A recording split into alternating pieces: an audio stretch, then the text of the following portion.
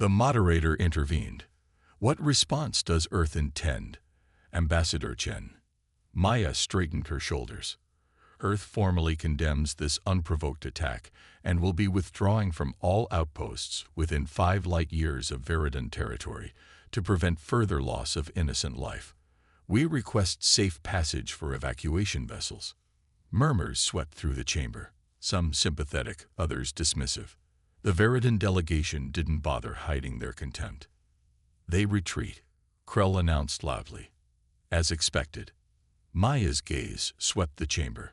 We choose not to escalate at this time. But make no mistake, this attack will not go unanswered. Krell's laughter echoed. With what? Your exploration vessels retrofitted with minimal defensive capabilities. Your diplomats, and their strongly worded protests. The galaxy knows the truth of humanity. You are philosophers, artists, and dreamers, not warriors. Maya simply nodded. We are indeed philosophers, artists, and dreamers, Commander. Remember that in the days to come. She departed without further comment. Over the next month, human presence diminished across contested spaces. Outposts were evacuated, research vessels recalled, trade routes altered. The Veridan expanded aggressively, claiming system after system. Other powers watched cautiously, noting Earth's apparent capitulation. In the conclave, Earth's seat often remained empty. When Maya did appear, she spoke little, submitting formal protests that were routinely dismissed. The Veridan delegation grew bolder, mockingly referring to the human retreat in official communications. Unknown to the galaxy at large, activity within Sol system had reached fever pitch. Deep within Earth's moon, inside facilities that had never appeared on any shared stellar chart, massive hangar doors opened for the first time in decades. On Mars, underground manufacturing complexes that had been disguised as scientific installations began final assembly procedures. From the asteroid belt, specialized mining ships converged on Earth's orbital shipyards. Admiral Kenzo Yamamoto stood in the command center beneath Olympus Mons, watching as the final preparations unfolded on dozens of holographic displays. The facility extended kilometers into Mars' crust, entirely shielded from external sensors. Status report, he ordered. Commander Elena Volkov stepped forward. All Neptune-class carriers are at combat readiness.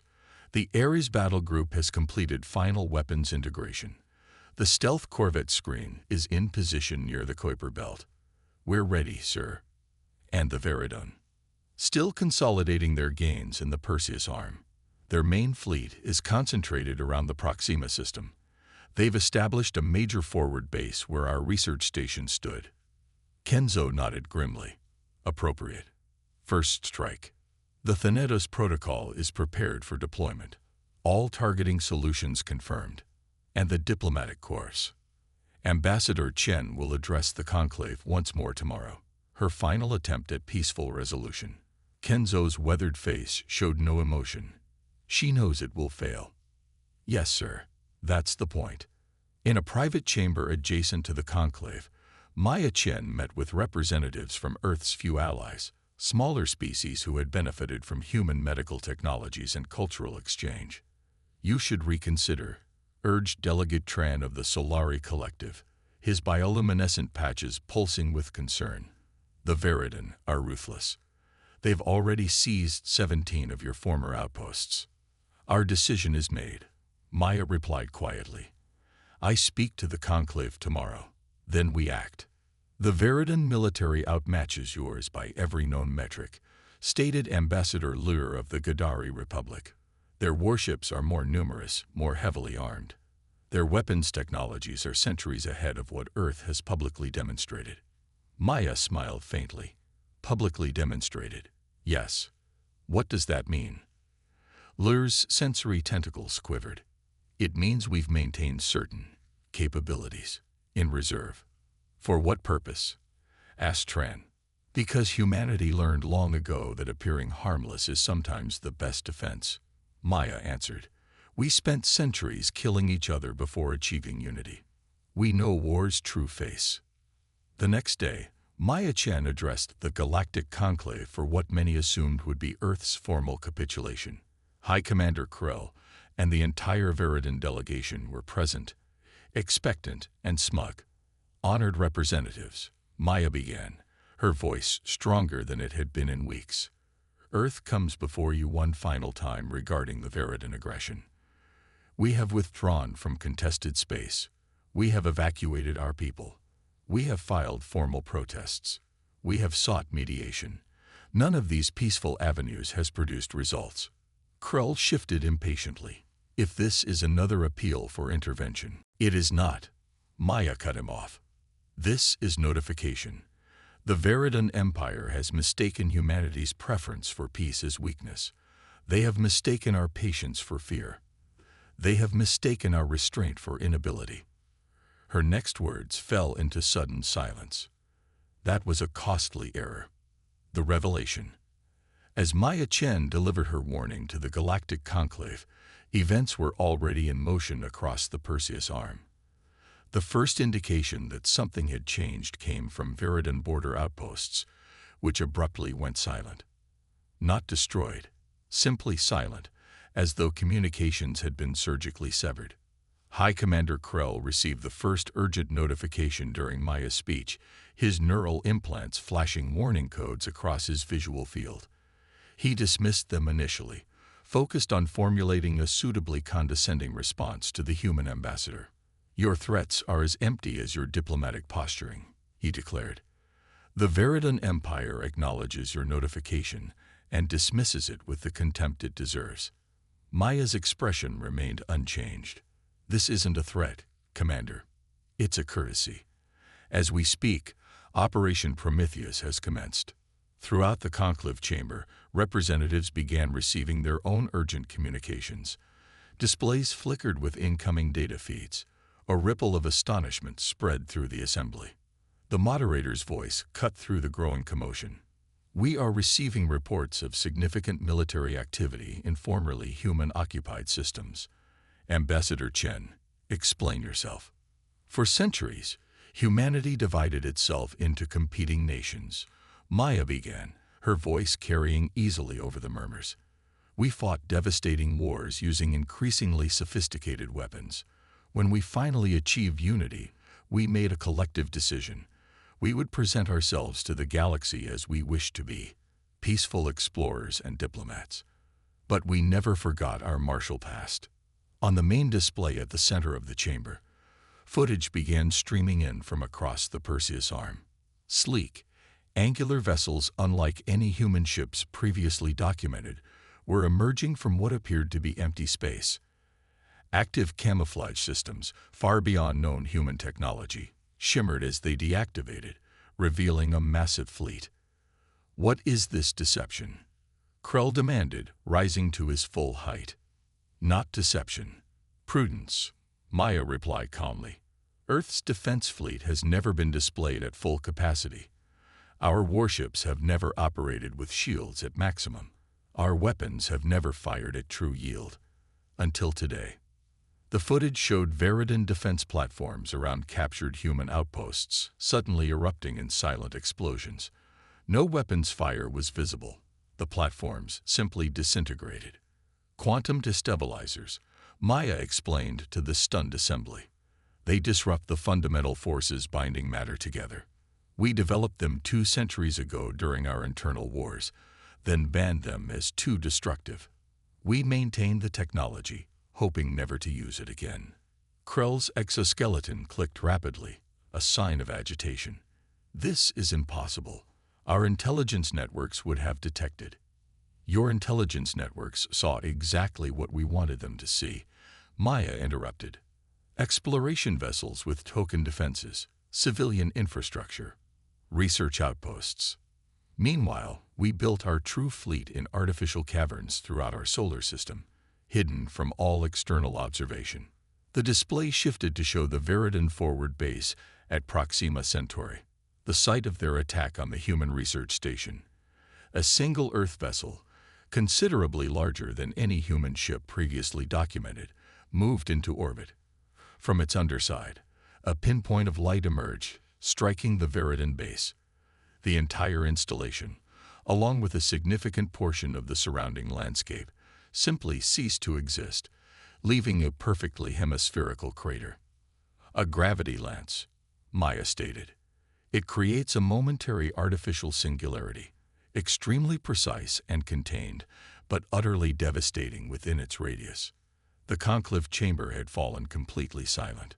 For 3 decades, we've maintained the facade of a minimally armed, defensive-oriented species, Maya continued. We built research outposts that doubled as forward sensor arrays. We deployed civilian ships with sophisticated stealth observation capabilities. We mapped every Veridan installation, fleet position, and defensive network while presenting ourselves as non-threatening. Krell's voice had lost its contemptuous edge. You deceived the entire galactic community. We protected ourselves, Maya corrected. The Veridan Empire has conquered 11 species in the past century. Each time, you targeted those who appeared technologically advanced enough to be valuable, but militarily weak enough to be easily subdued. We simply ensured we didn't appear to be a tempting target. On the display, the footage shifted again to show multiple Veridan warships attempting to engage the human fleet. Their energy weapons dissipated harmlessly against previously unknown shield technologies. Kinetic projectiles were intercepted or diverted by invisible forces. In response, the human vessels fired precision strikes that disabled rather than destroyed most Veridan ships. We are disabling their propulsion and weapons systems where possible, Maya explained. Unlike the Veridan, we prefer not to inflict unnecessary casualties. Elder Shilks of the Tulare Confederation spoke up. This level of technology, it exceeds known human capabilities by centuries. Not human capabilities, Maya emphasized. Published human capabilities. There's a difference. Krell slammed a manipulator limb against his console. This is an act of war. The Veridan Empire will respond with our full might. Maya turned to face him directly. Your full might is currently being systematically neutralized, Commander. 78% of your fleet is already incapacitated. Your primary shipyards at Veridan Prime are currently surrounded. Your planetary defense grid has been compromised by software we embedded decades ago. A new alert flashed across the chamber's display. The enormous Veridan dreadnought Inevitable Conquest, pride of their fleet, and Krell's personal flagship, had just been detected emerging from FTL near Earth. Ah, Maya noted with apparent unconcern. Your contingency response. We anticipated this.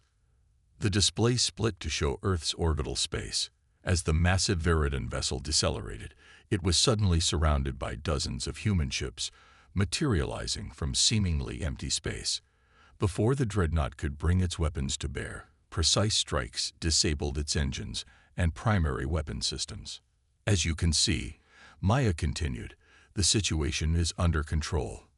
Earth has no desire for conquest or extended conflict. Our terms are simple. The Veridan Empire will immediately withdraw from all territories defined in the Perseus buffer zone. You will provide reparations for the lives lost at Proxima, and you will enter into a verifiable disarmament program overseen by the Conclave. Krell's exoskeletal limbs trembled with fury. You expect us to submit to these demands? The Veridan have never surrendered. This isn't a request for surrender, Maya clarified. It's an opportunity to avoid further loss of life. Your military advantage has been neutralized. Your strategic options are exhausted. The choice is simple. Accept reasonable terms or face the consequences of continued aggression. The conclave erupted in overlapping voices, some demanding explanation, others calling for emergency sessions, a few proposing immediate mediation. Through it all, Maya stood calmly at the center. The moderator eventually restored order. The conclave recognizes the significant shift in strategic reality. We propose an immediate ceasefire and diplomatic negotiations. Maya nodded. Earth accepts.